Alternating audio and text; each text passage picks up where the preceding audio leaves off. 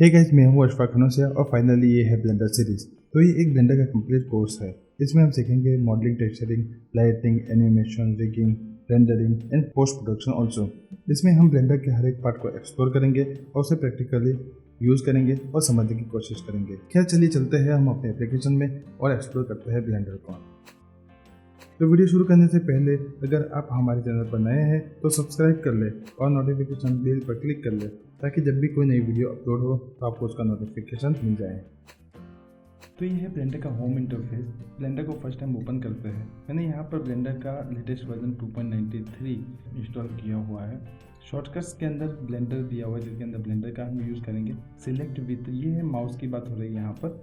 तो यहाँ पर अगर आप राइटी है तो आप लेफ़्ट यूज़ करेंगे और लेफ्टी है तो आप राइट का यूज़ कर सकते हैं। और दूसरे पर इसके बाद स्पेस बार दिया हुआ है। स्पेस बार के अंदर आपको प्ले, पॉज, यानी कि जो एनिमेशन की यहाँ पर बात हो रही है उस एनिमेशन को प्ले पॉज करने के लिए आप यूज़ कर सकते हो।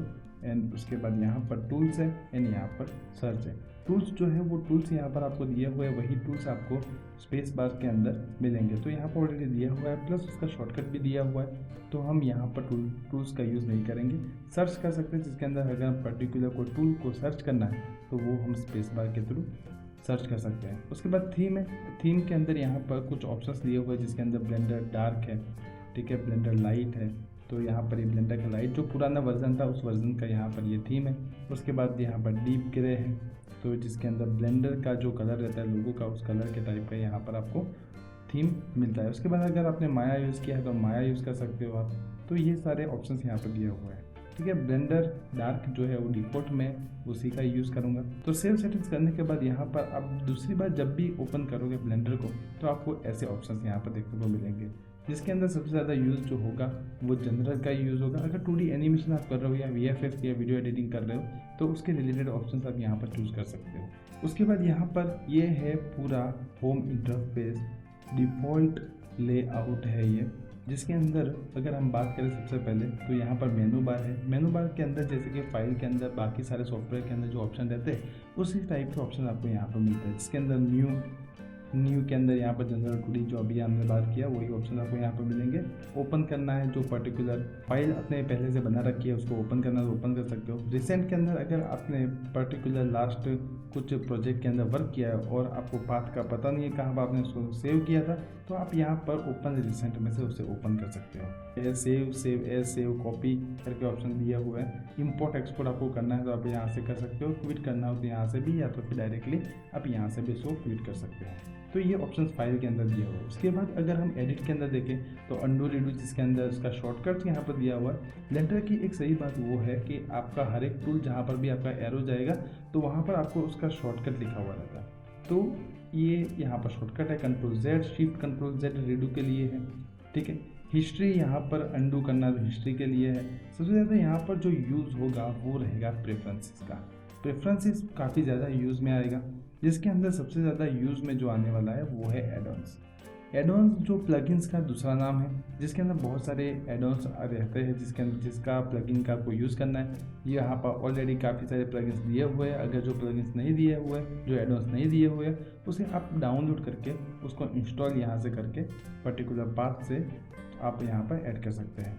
तो काफ़ी सारे प्लगइन्स है, एडॉन्स है, जिसका यूज़ करके आप यहाँ पर बहुत ही ईजी तरीके से मॉडलिंग या टेक्सचरिंग या फिर जो भी करना है आपको तो वो आप काफ़ी इजी तरीके से कर सकते हैं। कौन कौन से एडॉन्स है, कैसे यूज़ होते हैं और कहाँ से डाउनलोड होते हैं वो सब हम बाद में देखेंगे। अभी फ़िलहाल हम सिर्फ यहाँ पर यूज़र इंटरफेस से इंट्रोड्यूस हो रहे हैं तो हमें उन सब डिटेल के अंदर अभी फ़िलहाल नहीं जाना है। तो एडिट के बाद यहाँ पर देखें तो रेंडर के अंदर अगर आप इतने जो कुछ बनाए हैं उसे रेंडर करना है तो वो रेंडर आप यहाँ से कर सकते हो। ऑलरेडी जो रेंडर किया हुआ उसे इसको देखना हो, अगर एनिमेशन आपने रेंडर किया हुआ है तो एनिमेशन को देखना है तो आप यहाँ से देख सकते हैं।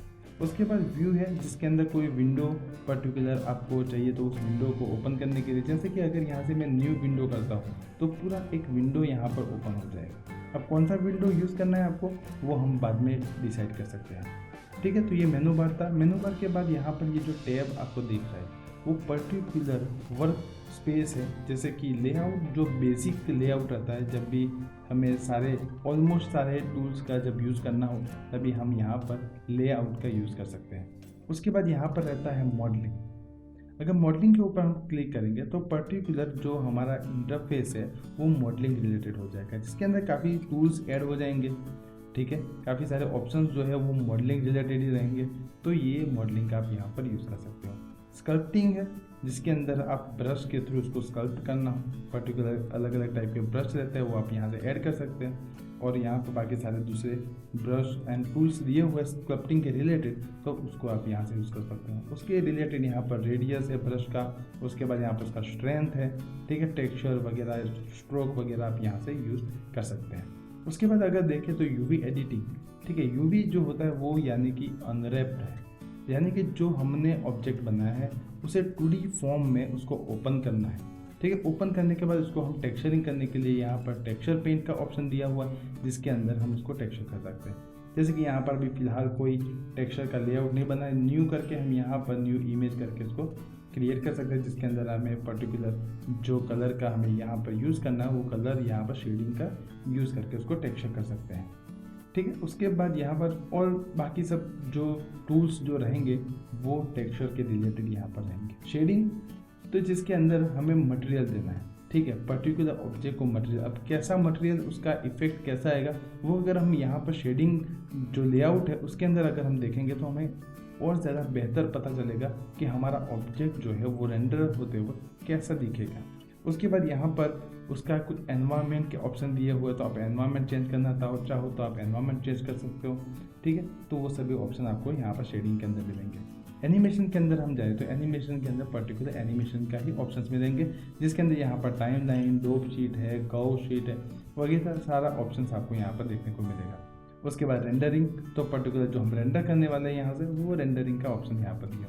कंपोजिटिंग के रिलेटेड यहाँ पर ऑप्शंस है, तो कंपोजिटिंग अलग अलग आपको ऑब्जेक्ट्स एंड अलग अलग सीन को आपको मिक्स करना है, उसको कंपोज करना है, तो उसके लिए आपको यहाँ पर स्पेशली कंपोजिटिंग का लेआउट दिया हुआ है। उसके बाद ज्योमेट्री की अगर बात करें तो ज्योमेट्री के उसकी इंफॉर्मेशन, पोजीशन वगैरह सब ऑप्शन आपको यहाँ पर मिलता है। स्क्रिप्टिंग जो है वो पाइथन स्क्रिप्टिंग के ऊपर वर्क करता है ये सॉफ्टवेयर, तो आपको कोई स्क्रिप्टिंग करना है, अगर आपको कोडिंग वगैरह आता हो तो आप यहाँ पर पर्टिकुलर स्क्रिप्टिंग के थ्रू सीन के अंदर जो भी चेंजेस वगैरह करना है, जो भी क्रिएट करना है, सिमुलेशन है, ठीक है, पार्टिकल्स है, तो फ्लूइड्स है, उसके रिलेटेड यहाँ पर आप स्क्रिप्टिंग कर सकते हो। तो ये था पूरा सारा टैब। हम यहाँ पर जो हमारा लेआउट है, जो बेसिक लेआउट है, उसके अंदर हम वापस आ जाते हैं, और उसके बाद अगर यहाँ से हमें पर्टिकुलर जो नया टैब अगर क्रिएट करना है, वर्क स्पेस क्रिएट करना है, तो आप यहाँ से कर सकते हो, जिसके अंदर VFX के रिलेटेड हो या फिर वीडियो एडिटिंग के रिलेटेड हो, रेंडर करना है, वीडियो एडिटिंग करना है, तो वो सब ऑप्शन आपको यहाँ पर मिलेगा।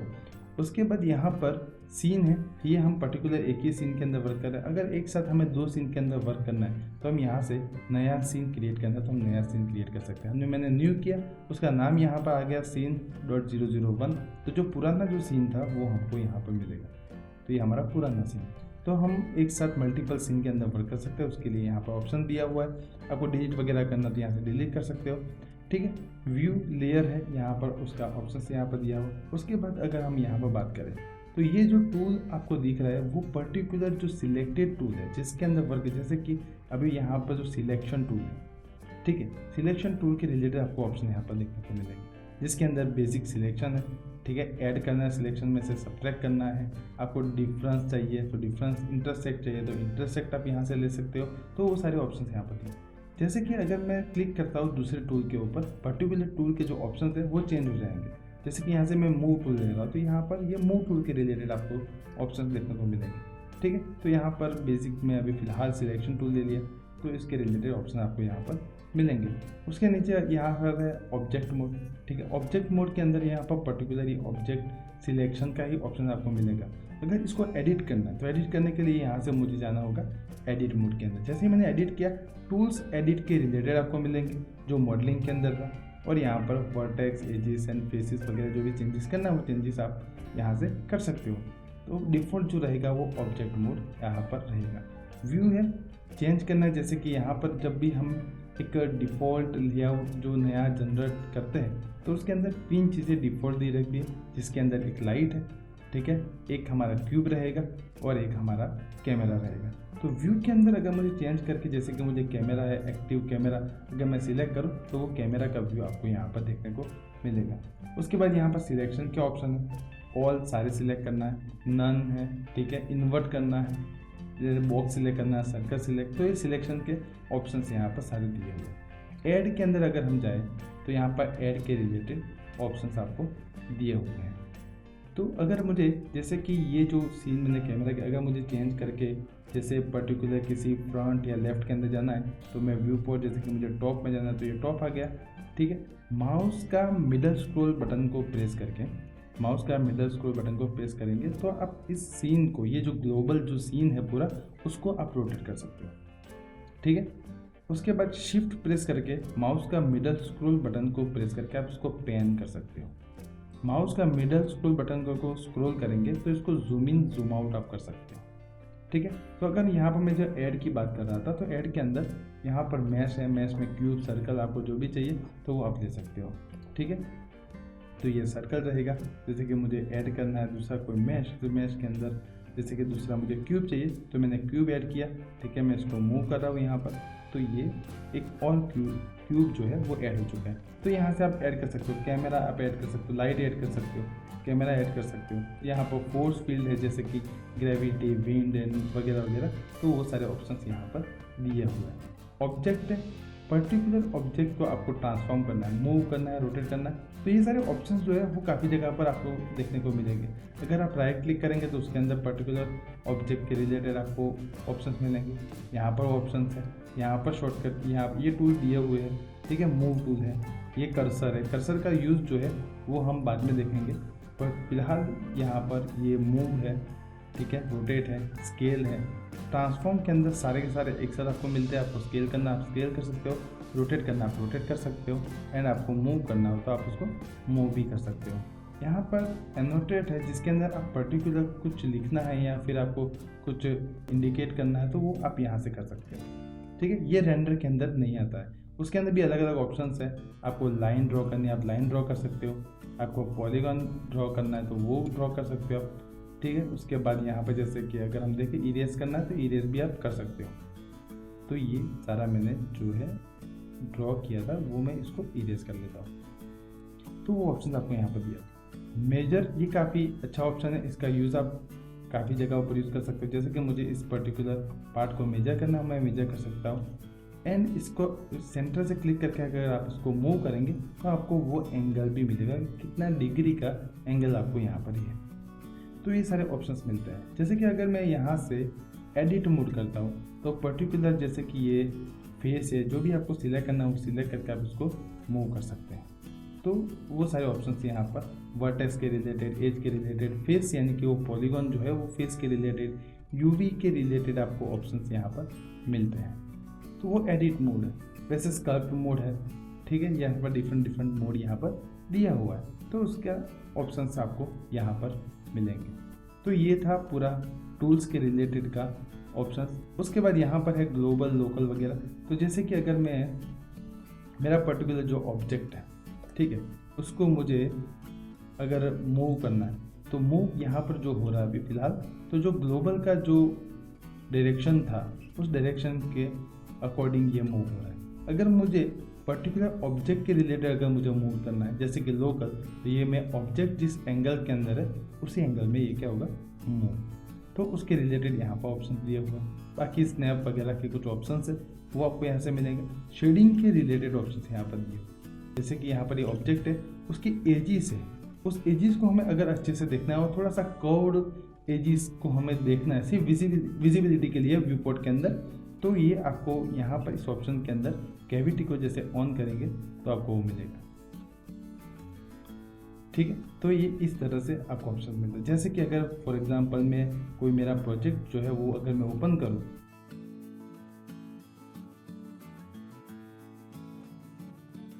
इसके अंदर अगर आप देखोगे तो काफ़ी सारे कॉर्नर्स है, तो एन एजिस है, तो वो उस एजिस को अगर अच्छे से देखना है तो कैविटी का काफ़ी ज़्यादा आपको यूज़ होगा। तो ये ऑप्शन आपको यहाँ से मिलता है, ठीक है, कैविटी। एंड यहाँ से जैसे कि मुझे अगर वायर फ्रेम देखना है तो वायर फ्रेम आप यहाँ से ऑन ऑफ कर सकते हो। डिफ़ॉल्ट शेडिंग है, व्यूपोर्ट शेडिंग अगर चाहिए तो ये रियलिस्टिक जो है लाइट वगैरह का कुछ इफेक्ट आपको अगर चाहिए तो उसके रिलेटेड आपको ऑप्शंस यहाँ पर मिलेगा, ठीक है। मॉडलिंग के वक्त हम ये जो व्यू पोर्ट है हमारा डिफ़ॉल्ट शेडिंग है उसका हम सबसे ज़्यादा यूज़ करेंगे। तो ये ऑप्शन रहेगा। उसके बाद यहाँ पर है सीन कलेक्शन। सीन कलेक्शन के अंदर हमने जो भी क्रिएट किया, हमारे सीन के अंदर जितने भी ऑब्जेक्ट्स, लाइट्स एंड कैमरा वगैरह है, तो वो आपको यहाँ पर काफ़ी सारे ऑप्शंस और भी दिए हुए हैं। इसके अंदर सबसे पहले यहाँ पर देखें तो पर्टिकुलर जो टूल है मूव टूल, तो अभी सिलेक्ट किया मैंने मूव, तो रोटेट करेंगे तो यहाँ पर रोटेट का, तो उसके रिलेटेड आपको ऑप्शंस यहाँ पर मिलते हैं। ठीक है। उसके बाद यहाँ पर है रेंडर प्रॉपर्टी, जिसके अंदर आपको एम्बिएंट ऑक्लूजन चाहिए कि नहीं चाहिए, डेप्थ ऑफ फील्ड चाहिए कि नहीं चाहिए, मोशन ब्लर चाहिए, ठीक है, hair and fun and shadows and वगैरह वगैरह काफ़ी सारे ऑप्शंस यहाँ पर दिए हुए हैं। तो वो सब ऑन ऑफ कर सकते हो आप। ठीक है। तो उसका क्वालिटी सैम्पलिंग है, ठीक है, लाइट का जो नॉइज रिडक्शन वगैरह ऑप्शन जो है वो आपको रेंडर के रिलेटेड यहाँ से मिलेंगे। उसके बाद यहाँ पर देखें तो आउटपुट प्रॉपर्टीज़ है। तो आउटपुट प्रॉपर्टीज़ के अंदर डायमेंशन, जैसे कि हमारा जो रेंडर होने वाला है वो रेंडर कौन से साइज़ का होगा, तो उसके रिलेटेड ऑप्शंस यहाँ पर दिए हुए, जैसे कि अभी यहाँ पर फुल HD 1920x1080 यहाँ पर दिया हुआ है। परसेंटेज यहाँ पर दिया हुआ है, जैसे कि यहाँ पर ये है फिलहाल 100%, अगर इसको हम 50 कर दें तो ये जो रिजोल्यूशन हमने सिलेक्ट कर रखा है उसका 50% का रिजोल्यूशन आपका रेंडर के अंदर मिलेगा। तो ये डायरेक्टली परसेंटेज आप इसको प्लस माइनस कर सकते हैं। एक्सपेक्ट रेशियो है पर्टिकुलर पिक्सल का, ठीक है। स्टार्ट फ्रेम एंड फ्रेम दिया हुआ है, तो ये है एनिमेशन के लिए, ठीक है। स्टेप है कितनी फ्रेम जंप होनी चाहिए, तो उसके रिलेटेड यहाँ पर ऑप्शन है। फ्रेम रेट, अगर एनिमेशन रेंडर करो तो इसका यूज़ होगा, बाकी पर्टिकुलर आप एक ही फ्रेम को रेंडर करना आपको रहेगा। तो ये डायमेंशन, ऐसे आउटपुट का जो पाथ है वो पाथ आपको कहाँ पर सेव करना है। कलर जो मोड है, ठीक है, आपको कौन सा चाहिए, जैसे कि RGB है, ऑलमोस्ट ऑलवेज RGB ही रखो, ताकि A का मतलब है कि अल्फ़ा, तो आपका आउटपुट जो है RGB के साथ साथ आपको अल्फ़ा भी मिलेगा, जिससे आप PNG के अंदर ट्रांसपेरेंसी आपको मिल सकती है। कलर डेप्थ जो है वो 16 बाइट का, यहाँ पर आप कलर डेप्थ सिलेक्ट कर सकते हो। कंप्रेशन है, पर्टिकुलर इमेज जो रेंडर हुआ है उसका कितना कंप्रेशन आपको चाहिए, उसका ऑप्शन यहाँ पर दिया हुआ है। मेटा डेटा वगैरह वगैरह यहाँ पर ऑप्शंस दिए हुए हैं। उसके बाद यहाँ पर जो लेयर है उसके प्रॉपर्टी, रेंडर के लेयर्स के प्रॉपर्टी है ये, जिसके अंदर आपको कौन से पासिस रेंडर करना है, तो उसके रिलेटेड ऑप्शन है। डिफ्यूज के अंदर light, colour and lights and ambient occlusion, तो रेंडर के अंदर सारे पासिस अलग अलग आप रेंडर कर सकते हो। उसको फोटोशॉप जैसे सॉफ्टवेयर के अंदर उसको कंपोज करके खुद मैन्युअली उसको जो भी चेंजेस करना है वो आप वहाँ से कर सकते हो। तो उसके लिए यहाँ पर ऑप्शन है। सीन के ऑप्शन दिए हुए, जैसे कि यहाँ पर सीन कौन सा कैमरा है, कौन सा आपने एक्टिव रखा है, कौन सा यूनिट आप यूज़ कर रहे हो, metric, degree and kilometre and second वगैरह, तो यहाँ पर सारे यूनिट्स है, ठीक है। ग्रेविटी आप यूज़ करो, ग्रेविटी बाय डिफ़ॉल्ट जो ग्रेविटी रहता है वो Z एक्सिस के अंदर -Z एक्सिस के अंदर रहेगा। ये डिफ़ॉल्ट ग्रेविटी है जो हमारे फिजिक्स के रूल्स के हिसाब से जो है वो। ऑडियो है, रिजिड बॉडी यानी कि जो सिमुलेशन हो रहा है उसके रिलेटेड ऑप्शन यहाँ पर दिए। कलेक्शन प्रॉपर्टीज़ है, तो ये कलेक्शन जो है हमने किया है तो उसके रिलेटेड यहाँ पर प्रॉपर्टीज़ दी हुई है। ऑब्जेक्ट, पर्टिकुलर ऑब्जेक्ट, आप जो ऑब्जेक्ट सिलेक्ट करोगे उस ऑब्जेक्ट के रिलेटेड आपको यहाँ पर ऑप्शन मिलेगा। अगर ऑब्जेक्ट चेंज करोगे तो उसके रिलेटेड यहाँ पर तो ट्रांसफॉर्म है, आप यहाँ से उसको XYZ के अंदर मूव कर सकते हो, ठीक है। रोटेशन अगर आपको चाहिए तो ये रोटेशन आप यहाँ से दे सकते हो, स्केल कर सकते हो वगैरह ऑप्शन यहाँ पर दिया हुआ है, ठीक है। रिलेशन यानी कि लिंकिंग वगैरह, विजिबिलिटी आपको ऑन ऑफ करने दो, उसका मोशन पाथ वगैरह ऑप्शंस यहाँ पर है। उसके बाद सिस्टम्स या मॉडिफायर प्रॉपर्टीज है, इसका सबसे ज़्यादा यूज़ होगा जब भी आप पर्टिकुलर ऑब्जेक्ट के ऊपर कोई मॉडिफायर अप्लाई करते हो या तो कोई एड ऑन या कोई प्लगइन अप्लाई करते हो, तो उसके अंदर जो चेंजेस आते हैं तो वो चेंजेस आपको यहाँ पर देखने को मिलेंगे। वो एड ऑन्स का हिस्ट्री ये पूरा यहाँ पर क्रिएट करके रखता है, जिसके अंदर आपको इन फ्यूचर कुछ भी चेंज करना है तो वो आप पर्टिकुलर मॉडिफायर के अंदर आप चेंजेस कर सकते हो और उसको फाइनली आप उसको अप्लाई भी कर सकते हो। अप्लाई करने के बाद आप उसको चेंज नहीं कर सकते। तो मैंने यहाँ पर इस ऑब्जेक्ट के ऊपर अप्लाई कर दिया है, तो जिससे यहाँ पर हिस्ट्री मुझे भी फिलहाल कोई दिखा नहीं रहा है। उसके बाद यहाँ पर है पार्टिकल प्रॉपर्टी। अगर पार्टिकल क्रिएट करें जैसे कि रेन, फायर, स्मोक, स्नो वगैरह जो पार्टिकल्स जो होते हैं, ठीक है, स्पार्कल्स, तो उसके रिलेटेड प्रॉपर्टीज आपको अगर यूज़ करेंगे तो वो यहाँ पर आपको विजिबल होगा, ठीक है। इसके बाद फिजिक्स की प्रॉपर्टी, मैंने जैसे कहा कि यहाँ पर अगर जब भी पार्टिकल्स का अगर यूज़ करते हैं तो उसके अंदर कुछ फिजिक्स के रूल्स लगते हैं, तो उसकी प्रॉपर्टी है, ठीक है। फोर्स, पर्टिकुलर विंड वगैरह है तो उस फोर्स के रिलेटेड रहेगा। एंड सॉफ्ट बॉडी जैसे कि बलून है, ऐसा है कोई पिलो है, ठीक है, उसके रिलेटेड प्रॉपर्टी है। फ्लूइड यानी कि वाटर है, लिक्विड सिमुलेशन जो रहते हैं वो रहेगा, ठीक है। उसके बाद यहाँ पर क्लोथ्स है, ठीक है, रिजिड बॉडी एंड वगैरह वगैरह ऑप्शन यहाँ पर दिए हुए। उसके बाद यहाँ पर देखें तो ऑब्जेक्ट कंस्ट्रेंट प्रॉपर्टीज यानी कि लिंकिंग, अगर उसका एक ऑब्जेक्ट दूसरे ऑब्जेक्ट से कनेक्टेड है तो जो पेरेंट है या जो चाइल्ड है तो उसके रिलेटेड ऑप्शंस आपको यहाँ पर मिलेंगे, ठीक है। ऑब्जेक्ट डेटा प्रॉपर्टीज, वर्टेक्स का अगर ग्रुप किया है आपने, यूवीज किया है तो उसके रिलेटेड है प्रॉपर्टी, फेस आपने कौन से ग्रुप्स किए हैं तो उसके रिलेटेड आपको मिलेगा। तो वो सारी ऑप्शंस यहाँ पर है। सारी प्रॉपर्टीज का यूज़ यहाँ पर जो सारी प्रॉपर्टी है वो सारे एक साथ यूज़ करनी ज़रूरी नहीं है, जो भी जिसकी भी ज़रूरत पड़े उसके यूज़ आप वहाँ से कर सकते हो। जैसे कि फाइनल जब रेंडर होगा तो आप रेंडर का उसका जो प्रॉपर्टीज है उसका यूज़ कर सकते हो, क्वालिटी रेंडर की जो है सीन वगैरह, तो उसका आप यूज़ कर सकते हो। एंड टेक्सचर की प्रॉपर्टी जो रहेगा वो टेक्सचर की प्रॉपर्टी आपको यहाँ पर मिलेगी। यहाँ पर जो पर्टिकुलर जो 3 टैब जो दिख रहा है इसको आप ऑन ऑफ भी कर सकते हो। तो आइटम यानी कि जो हमने जैसे ट्रांसफॉर्म की प्रॉपर्टी जो देखी ऑब्जेक्ट की, तो उसके रिलेटेड यहाँ पर भी ऑप्शन आपको मिलेगा, ठीक है। बाकी प्रॉपर्टी आपको यहाँ पर देखनी तो आप यहाँ पर देख सकते हो। दूसरे भी जितने भी आप एड ऑन यूज़ करेंगे, अभी फ़िलहाल मेरे इस जो लेटेस्ट वर्जन मैंने इंस्टॉल किया है उसके अंदर अभी फ़िलहाल कोई मैंने एड ऑन इंस्टॉल नहीं किया है, इसलिए यहाँ पर कोई एड ऑन्स दिखा नहीं रहा है। अगर कोई एड ऑन्स अगर यूज़ करते हैं तो उस एड ऑन्स के रिलेटेड ऑप्शंस आपको यहाँ पर मिलेंगे जिसको आप इजीली यूज़ कर सकते हैं। ये ऑप्शंस आपको यहाँ पर विजिबल होंगे। लास्ट में अगर यहाँ पर देखें तो ये पूरा जो है टाइमलाइन है। टाइमलाइन के अंदर एनिमेशन जो है, एनिमेशन अगर किया है हमने तो उसका की फ्रेम ऐड करना है। यहाँ पर कुछ बटन्स है प्ले पॉज के, ठीक है, forward backward and next frame and last frame, ठीक है, फर्स्ट फ्रेम। तो ये सारे बटन्स यहाँ पर दिए हुए हैं। प्लेबैक के ऑप्शन है। ये जो है ब्लू कलर का वो है टाइम इंडिकेटर, पर्टिकुलर आप अभी फ़िलहाल कौन सी फ्रेम पर हो तो उसको इंडिकेट करता है, ठीक। यहाँ पर टोटल ये अभी जैसे कि मेरा टाइम इंडिकेटर अभी है 67th फ्रेम पर, तो यहाँ पर वो दिखा दिया। यहाँ से भी आप उसको मूव कर सकते हो। यहाँ पर है start frame, first and frame है 250, इसको इंक्रीज़ करना है। जैसे कि मुझे एनिमेशन का जो मेरा टाइम ड्यूरेशन है वो ज़्यादा है तो मैं इसको यहाँ से इंक्रीज़ कर सकता हूँ। इंक्रीज़ करने के बाद आपको यहाँ पर कितनी फ्रेम्स विजिबल हो रही है तो उसको आप यहाँ से इंक्रीज डिक्रीज कर सकते हैं, ठीक है। जैसे कि 30 FPS का अगर यूज़ कर रहे हैं एंड मुझे अगर पर्टिकुलर सिर्फ एक ही सेकंड का, ठीक है, मुझे एनिमेशन बनाना है तो यहाँ पर मैंने ले लिया 30। तो उसके बाद यहाँ से आप उसको पर्टिकुलर जो हमारा विजिबिलिटी है उसको आप यहाँ पर 30 के ऊपर सेट कर सकते हो।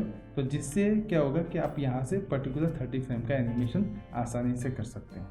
यहाँ पर है XYZ वगैरह, अगर टॉप बॉटम अगर हमें मूव करना है तो एक व्यू के अंदर आप व्यू पोर्ट के अंदर यहाँ पर देख सकते हो कि top bottom front left right इसके ऑप्शंस यहाँ पर दिए हुए हैं। कैमरा अगर आपने ऐड किया है तो इसके शॉर्टकट्स हैं। नंबर के अंदर जो नंबर रहते हैं उसके अंदर 0 7 1 ऐसे कुछ ऑप्शंस दिए हुए हैं। XYZ यहाँ पर जो दिया हुआ है उसको भी अगर आप क्लिक करते हो तो उसके रिलेटेड जैसे कि मूव होगा। अगर यहाँ पर ये बैक में है तो यहाँ पर -X में जाएंगे तो आपको यहाँ पर लेफ्ट मिलेगा, बाय देखेंगे तो यहाँ पर फ्रंट मिलेगा, Z जो है वो रहेगा टॉप, ठीक है। -Z में अगर आप जाते हो तो वो रहेगा बॉटम का ऑप्शन। तो ये सारे, और अगर माउस का मिडल स्क्रॉल बटन प्रेस करके आप इसको रोटेट करते हो तो आप पर्सपेक्टिव मोड के अंदर आ जाते हैं। तो यहाँ से भी आप रोटेट कर सकते हो सीन को, यहाँ से भी चेंज कर सकते हो। आप शॉर्टकट यूज़ कर सकते हो 1 2 7 वगैरह ऑप्शन जो रहता है, जो शॉर्टकट रहता है उसका भी आप उसका यूज़ कर सकते हो। तो ये सारा थोड़ा बहुत मैंने आपको कुछ ऑप्शंस बताए बेसिक के लिए, स्टार्टअप करने के लिए जो ज़रूरी था वो मैंने आपको बताया। शॉर्टकट जो रहेगा वो धीरे धीरे हम देखते रहेंगे, ठीक है। मैं आपको सारे शॉर्टकट बताता रहूँगा, ठीक है। तो आज के लिए इतना ही, मिलते हैं नेक्स्ट वीडियो के अंदर। Thank you, bye bye.